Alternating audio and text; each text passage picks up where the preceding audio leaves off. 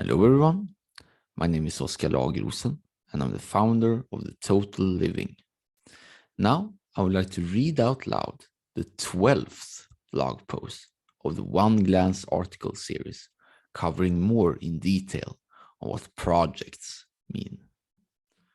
So in today's world, projects mean different things, from a research endeavor to multi-billion infrastructure expansion.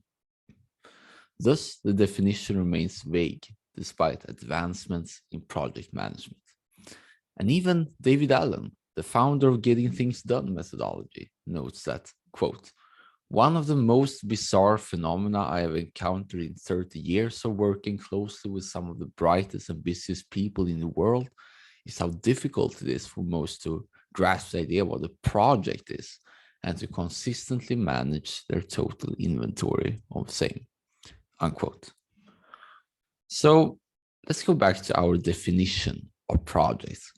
The popular blogger and productivity thought leader Tiago Forte, which I recommend a lot, he has influenced me a ton, defines project as, quote, "a tightly scoped short-term commitment with clear desired outcomes that describe end states and a deadline or delivery date, which then becomes a review date when passed," unquote. And this is similar to our definition from the last post, from the last video, from the last episode. In the very end, after an intense journey in the metaphysical realms and task definitions, I defined projects as the desired outcome that requires more than one session of novel tasks. And fusing the two last definitions, both mine in the previous video and episode and Tiago's, we get projects is a desired outcome that requires more than one session with a clear short-term deadline. And the deadline aspect is key because it gives accountability. Either you achieve the outcome or you didn't achieve it. And because projects override the session length by default, which is a deadline for tasks. It's like, okay, when the session is up, it's no longer a task if you're still not finished. But projects are overriding it, so we need a new deadline. And thus the end date must be very explicit here, because otherwise it's so easy to just continuously doing something for ages. But you want to establish some kind of urgency and accountability. In the book Making It All Work, David Allen again recommends a year to be the maximum time limit for projects. And we can accept the proposition as an upper bound for projects, although there are benefits for shorter durations. And now I'd like to talk about small batch projects. And what do I mean by small batch projects? In order to explain it, let me illustrate with some examples from all sectors of modern industry and economy. Because in recent times, smaller batches with more frequency have become the key to massive success and competitive advantage, whether in manufacturing, software, or other industries. The most popular example is Toyota. By reducing the sizes of orders in the assembly lines and amplifying their frequency because of smaller orders, much easier to handle with, Toyota dramatically increased the number of cars produced, making the company one of the world's top car manufacturers. The lean and agile methodologies also promote the usage of release early, release often. With more opportunities for feedback with less investment, the company can allocate resources properly following the demand and feedback. Moreover, Eliyahu Goldratt defines in his massive bestseller, The Goal, 3 metrics to keep in mind when aiming to deliver maximum value. The first one is throughput, which is the number of units finished and sold, i.e. completed. The second is inventory, which is the number of unfinished units in the production system. The third is operational expense, which is investment of time and money to convert inventory to throughput, which can be analogy would be assembly line, or when you're working something from completion, from inception to completion rather, and all what it takes in terms of like energy and time and stuff like that. That is operational expense. Goldratt proclaims that you must minimize both inventory and operational expense as much as possible to ensure maximum throughput. So in other words, make the entire process much faster and much easier, just like Toyota did. The theory of constraint methodology by Goldratt came to revolutionize companies, producing staggering growth with the same resources. In future blog posts and future videos and episodes, we will examine the methodology deeper because there is a lot to take in. And if you ever think about automatization and being more efficient in general, the theory of constraint methodology and the what's it called? I'm trying to figure out. Okay, theory of constraints. Yeah, this one is the best for achieving the perfect outcome. So the key takeaway from all the examples above is that you want to make your projects as small as possible. Moreover, you want to increase the number of projects completed, driving forward your results. Think of your projects as your deliverables, your products, your stuff, basically, that you want to basically produce rapidly. So in other words, you're aiming for rapid project turnover. You will achieve more projects with less time by decreasing the time required for each project. And next week's videos and episodes, I will dive deeper into how to enable small projects to happen, because there are some tricks that you can use in order to successfully do it. And those are very powerful, I can say, and testimony to that. But for now, keep that in mind when taking on new commitments, that you want to make it as easy as possible and as little time duration as possible. So the question remains, how do we actually handle project in the one glance system? Because I argued before for extra care of projects because they require one or multiple exits. You need to have a place to write down everything that you did and what to do next in a project so you can effortlessly pick up the progress whenever you get back to the project again. Therefore, for projects that require multiple information and sources, you need a project page to have everything related to the project.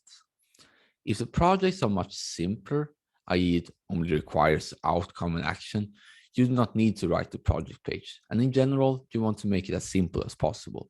Project page should only be used when there are a lot of info to keep track of. It's like a centralized place, can you say, a simple list containing an overview of the projects. But if you can get away with just, okay, this is an outcome and this is next action for very simple ones. For instance, like, okay, buy a headphone or stuff like that. Then you can basically get away without the project page. And I will explain in the next video and episode how you will do that in practice. So the following categories are applicable when designing your project page. So you can see here, if you're watching on YouTube, that we got desired outcome, minimum next actions, resources, and back burner as a start. And these are the most general suggestions, and you can adapt it according to whatever the project of yours need, which I will show later. The desired outcome describes the overall objective and outcome. Write in the present tense how it looks like if it's successfully completed. For instance, a project that can be called finished group assignment can have the desired outcome of group assignment that is comprehensive with logical thinking processes is handed in. The process did not have any wasteful activities and it went smooth. So it's kind of like a journaling, but more in the future, so to speak. So in order to project and visualize whatever it means, because if you can't imagine it then it's harder to make it happen. It's just how it is, and this is how the brain works with the reticular formation and stuff like that.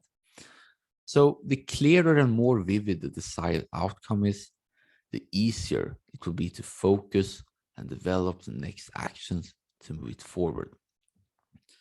Next, we have minimum next actions. If you had nothing else to do apart from making progress, how would it look like? Describe it as mundane and clear as possible, as if you would instruct a stranger on how to do it. For it's like open file, type this, and open that link and stuff like that. So you can basically do it right away, and but you save it for later. And I will come back to it in the next video and episode.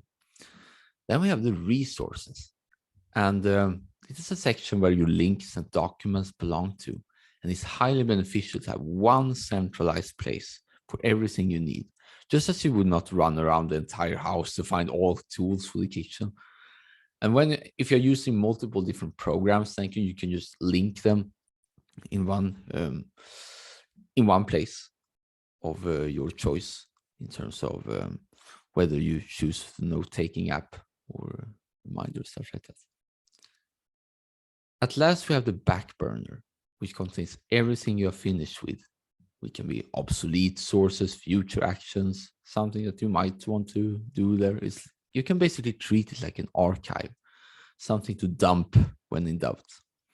So now I want to give you an example of how a project page can look like. And keep in mind that these are very adaptable to your needs, which you will see. So if you're watching this on YouTube, and the picture is also in the article. So if you click in the show notes, if you're listening on podcast, and scroll down a bit, you will see a picture which is called Ship Post 17, One Glance Part 12. What is a project? This is the name.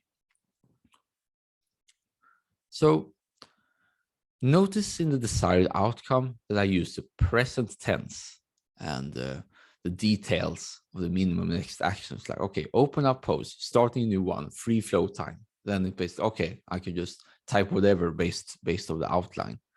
And you can also see that I created a new section, and it's called the outline. And that is perfectly fine, because as I previously said, you can adjust the template as much as you want.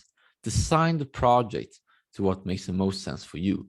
So you can see here, because I made this blog post, which I'm recording and reading right now, I made sure the day before to make an outline. So therefore, it was by definition two different sessions, which then makes it a project, because I worked on it on two different sections. First creating the outline, and then creating the text and stuff like that.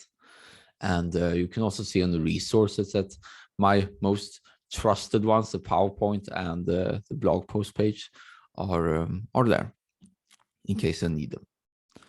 And you can also use your vocabulary and abbreviations, such as you can see if you're watching YouTube, TTL stands for the total living, and TOC stands for theory constraints and stuff like that. So as long as they make perfect sense to you. But nevertheless, use a project page only if you need more information than just desired outcome and minimum next actions. And if not, the next video and episode will describe how to manage tasks and projects in the right context. So in conclusion, we have now adopted the standard definition of a large project to a much smaller and actionable one. So in other words, our definition of project is the desired outcome that requires more than one session with a clear short-term deadline. For maximum output, the smaller is the better. Ideally, more tasks and projects, actually, which I will come back to tomorrow. Use a project page whenever you have many resources and a lot of information and stuff in general to keep track of in relation to this project. Tomorrow's video and episode will introduce the weekly view and how you can use it to keep track of all your tasks and projects. And if you like this video and episode and wish that your friends could live a stress-free and productive life as well, please share it. Also, don't forget to subscribe to the newsletter, to the YouTube channel, and to the podcast. And with that, I want to say thank you for your attention and have a very nice day. See you in the next one.